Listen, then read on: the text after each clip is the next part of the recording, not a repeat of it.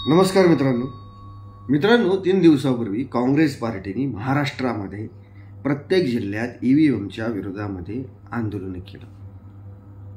मित्रांनो, ह्या सर्व घटनाक्रमामध्ये काँग्रेस पार्टीने जो त्यांचा विधानसभा निवडणुकीमध्ये जो दारुण पराभव महाराष्ट्रामध्ये झाला, म्हणजे आतापर्यंत महाराष्ट्राच्या राजकीय इतिहासामधला जर काँग्रेस पक्षाचा सगळ्यात जास्त दारुण पराभव जर कुठल्या निवडणुकीमध्ये झाला असेल, याला आपण सुपडा साप म्हणू, तर ती 2024ची नोव्हेंबर-डिसेंबर महिन्यामध्ये झालेली विधानसभेची निवडणूक होती।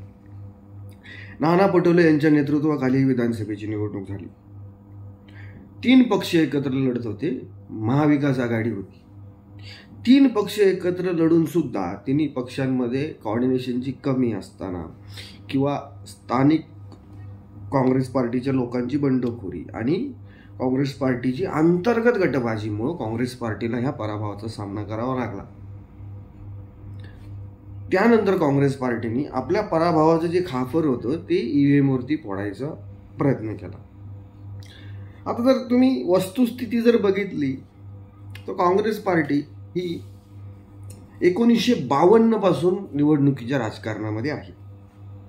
1952 साली काँग्रेस पार्टीचा वोट शेअर जवळपास 45% होता संबंध देशामध्ये।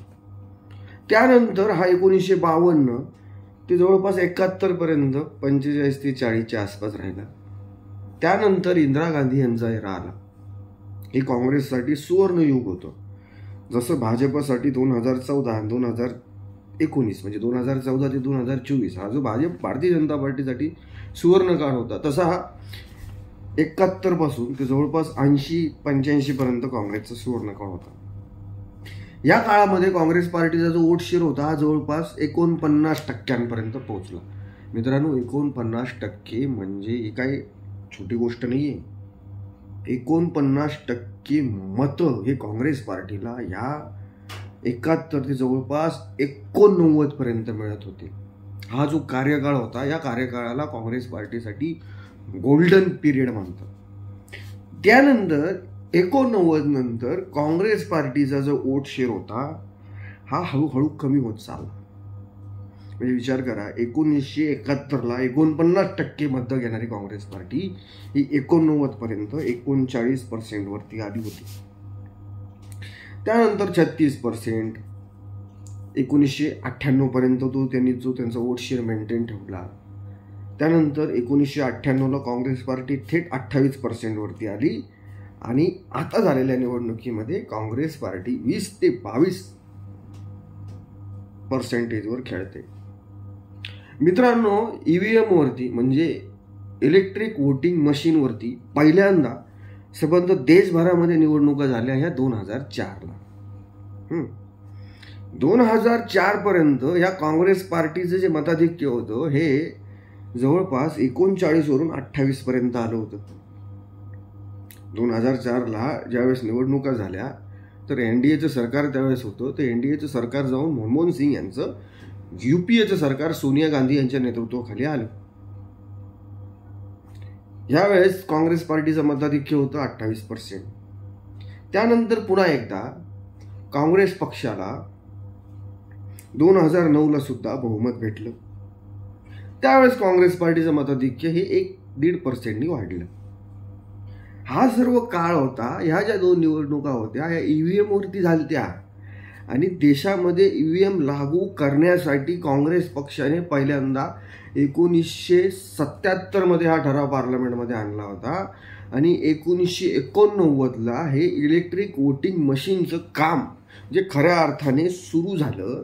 काही राज्यांमध्ये काँग्रेस पक्षाच्या सरकारच्या काळामध्ये काही राज्यांमध्ये ह्या लोकांनी ट्रायल सुद्धा घेतल्या होत्या ईव्हीएम वोटिंग मशीनवरती मतदान करण्यासाठी।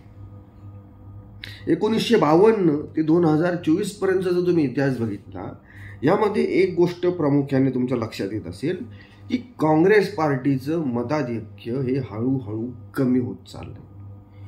मध्यंतरी फक्त इंदिरा गांधी यांचा जो काळ होता 12-15 वर्षाचा, त्या काळामध्ये काँग्रेस पार्टीने आपलं वोट शेअर मेंटेन ठेवलं होतं। त्यानंतर इंदिरा गांधींनंतर राजीव गांधींनंतर PV नरसिंहा राव असतील, त्यानंतर सीताराम केसरी असतील, सोनिया गांधी असतील किंवा मनमोहन सिंग असतील आणि आता राहुल गांधी, ज्या ज्या नेत्यांनी काँग्रेस पार्टीचं नेतृत्व केलं, इंदिरा गांधी सोडता त्या सर्वांच्या नेतृत्वामध्ये काँग्रेस पार्टीची पडझड झालेली आहे. काँग्रेस पार्टीने जवळपास 90च्या दशकानंतर जे सरकार काँग्रेसने केंद्र स्थापन केलं ते सरकार जे होतं हे त्यांचं अलायन्सवर सरकार होतं. संपूर्ण पक्षांची खिचडी ही तिथं होती. आणि आता सुद्धा ज्या 2024च्या लोकसभेच्या निवडणुका देशभरामध्ये झाल्या, ह्या निवडणुकीमध्ये सुद्धा काँग्रेस पार्टीचं जे आपलं मताधिक्य होतं हे त्यांना मेंटेन ठेवता आलं नाही. पण ह्या लोकसभेच्या निवडणुकीमध्ये काँग्रेस पक्षाचा परफॉर्मन्स चांगला होता. जवळपास 99 जागा काँग्रेस पक्षाला भेटल्या ह्या निवडणुकीमध्ये. पण नंतर ज्या बाकीच्या राज्यांमध्ये ज्या विधानसभेच्या निवडणुका होत गेल्या, मग त्यामध्ये छत्तीसगड असेल, त्यानंतर मध्य प्रदेश असेल, हरियाणा असेल, या सर्व राज्यांमध्ये काँग्रेस पार्टीची महाराष्ट्रासारखीच धुळदाण झाली आणि तिथं सुद्धा त्यांनी ईव्हीएमवरती ब्लेम केलं. आता ह्या ज्या राज्यांमध्ये ज्या निवडणुका झाल्या याचं जर एक उदाहरण तुम्हाला द्यायचं झालं तर हरियाणामधली निवडणूक. हरियाणामध्ये भारतीय जनता पार्टी 10 वर्षापासून सत्तेवरती होती. मनोहरलाल खट्टर हरियाणाचे मुख्यमंत्री होते. ह्या वेळेस हरियाणामध्ये काँग्रेस पार्टीसाठी ग्राउंडवरती चांगलं वातावरण होतं. पण काँग्रेस पक्षाच्या अंतर्गत गटबाजीमुळं, म्हणजे त्यामध्ये जे काँग्रेस पक्षाचे हरियाणामधले जे नेते आहेत त्यामध्ये कुमारी शैलजा असतील, त्यानंतर काँग्रेस पक्षाचे जे हुड्डा आहेत भूपेंद्र हुड्डा, त्यांचे चिरंजीव दीपेंद्र हुड्डा, रणदीप सिंग सुरजेवाला, या सर्व नेत्यांमध्ये यांचं जे अंतर्गत गटबाजी होती. त्यानंतर जाणीवपूर्वक या निवडणुकीपासून कुमारी शैलजा, ज्या हरियाणामधल्या काँग्रेस पक्षाच्या सर्वात मोठ्या दलित नेत्या आहेत, त्यांना बाजूला ठेवण्यात आलं. त्याचा फटका काँग्रेस पार्टीला हरियाणामध्ये बसला. दुसरीकडं भारतीय जनता पार्टीने नॉन जॅटचं जे त्यांचं राजकारण होतं ते राजकारण त्यांनी आणखी मजबूत करून हरियाणामध्ये भाजप सत्तेवरती आली. मध्य प्रदेशमध्ये सुद्धा काँग्रेस पार्टीमधले 2 महत्त्वाचे नेते, एक म्हणजे कमलनाथ आणि दुसरं म्हणजे दिग्विजय सिंग, या 2 मोठ्या नेत्यांच्या अंतर्गत गटबाजीमुळे सुद्धा मध्य प्रदेशमध्ये काँग्रेस पार्टीचा पराभव झाला. मध्य प्रदेशमध्ये काँग्रेस पार्टीने अखिलेश यादव यांच्याबरोबर अलायन्स केलं नाही. अखिलेश यादव यांच्याबरोबर अलायन्स न केल्यामुळं मोठ्या प्रमाणात त्याचं नुकसान काँग्रेस पक्षाला, जो मध्य प्रदेशमधला बुंदेलखंडचा रिजन आहे, तिथे झालं. दुसरीकडे छत्तीसगडमध्ये सुद्धा तीच परिस्थिती झाली. भूपेश बघेल यांच्यावरती आत्मविश्वास हा काँग्रेस नेतृत्वाने ठेवला. संपूर्ण सूत्र निवडणुकीचे हे भूपेश बघेल यांच्याकडे देण्यात आली. भूपेश बघेल यांच्यावरती मोठ्या प्रमाणात भ्रष्टाचाराचे आरोप या निवडणुकीमध्ये झाले होते छत्तीसगडच्या. पण ह्या आरोपांना टॅकल करण्यामध्ये भूपेश बघेल जे होते हे अपयशी राहिले आणि त्याचा फटका त्यांना या छत्तीसगडमध्ये झालेल्या विधानसभेच्या निवडणुकीमध्ये बसला. त्यानंतर महाराष्ट्रामध्ये सुद्धा मित्रांनो काँग्रेस पक्षातली जी अंतर्गत गटबाजी आहे ती काय वेगळं सांगायला नको. बाळासाहेब थोरात, अशोक चव्हाण त्यावेळेस काँग्रेसमध्ये होते. त्यानंतर प्रदेश अध्यक्ष नाना पटोले, ह्या सर्व नेत्यांमध्ये अंतर्गत किती गटबाजी आहे, अंतर्गत किती खदगट आहे हे संबंध महाराष्ट्राला पाहिजे. त्यामुळं काँग्रेस पक्षाने ईव्हीएमवरती खापर फोडण्यापेक्षा आपल्या संघटनेकडे लक्ष दिलं पाहिजे की काँग्रेस पक्षाचं नेतृत्व कसं मजबूत होईल महाराष्ट्रामध्ये आणि देशभरामध्ये, याच्याकडे काँग्रेस पक्षाने लक्ष दिलं पाहिजे. दुसरीकडं काँग्रेस पक्षाचं जे केडर थंड आहे, म्हणजे काँग्रेस पक्षाची वैशिष्ट्य आहे की ज्यावेळेस काँग्रेस पार्टी ही सत्तेमध्ये नसते त्यावेळेस काँग्रेस पार्टीचं केडरसुद्धा अत्यंत शांत असतं. हे भारतीय जनता पार्टीकडे याचं उलटं आहे. ज्या वेळेस भाजप अपोजिशनमध्ये असते त्यावेळेस भारतीय जनता पार्टीचं केडर अत्यंत पेटून ग्राउंडवरती काम करत असतं. अत्यंत प्रभावशाली योजना ती लोक ग्राउंडवरती पक्षाच्या संघटनेच्या दृष्टीने मांडत असतात. काँग्रेस पार्टीकडे ते उलट आहे.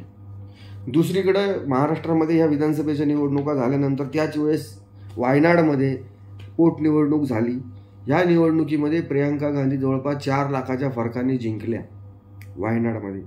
आणि तिथेही जी निवडणूक झाली ही इलेक्ट्रिक वोटिंग मशीन म्हणजे ईव्हीएमवरती झाली होती. लोकसभेची निवडणूक सुद्धा काँग्रेस पक्षाला ज्या 100 जागा मिळाल्या ती ईव्हीएमवरती झाली. तेलंगणामध्ये रेवंत रेड्डी जे मुख्यमंत्री झाले काँग्रेस पक्षाचे, आणि काँग्रेस पक्षाला जे प्रचंड बहुमत तेलंगणामध्ये भेटलं तेही ईव्हीएम मशीनवरतीच निवडणुका झाल्या. त्यानंतर झारखंडमध्ये आता निवडणुका झाल्या. झारखंड मुक्ती मोर्चा हेमंत सोरेन हे मुख्यमंत्री झाले. काही निवडणुका ईव्हीएम वरती झाल्या. दुसरीकडे कर्नाटकमध्ये सुद्धा काँग्रेस पक्षाने जी निवडणूक जिंकली एक हाती तीही ईव्हीएम वरती झाली. आणि त्याआधी तामिळनाडूमध्ये जी विधानसभेची निवडणूक झाली आणि DMK MK स्टॅलिन जिंकले होते तीही ईव्हीएम वरती झाली होती. काँग्रेस पक्षाने निवडणुकीच्या पराभवाचं खापर ईव्हीएम वरती फोडण्यापेक्षा आपली संघटना कशी मजबूत होईल आणि जे अंतर्गत गटबाजी काँग्रेस पक्षासाठी सर्वात मोठं जे ग्रहण आहे, अंतर्गत गटबाजी कशी काय थांबेल याकडे लक्ष देण्याचं जास्त गरजेचं आहे. आणि राहिला विषय ईव्हीएमचा, तर ईव्हीएमचा जन्मच हा काँग्रेस पार्टीने घातलाय. त्यामुळे काँग्रेस पार्टीला ईव्हीएमवरती आरोप करायचा काही अधिकार नाही.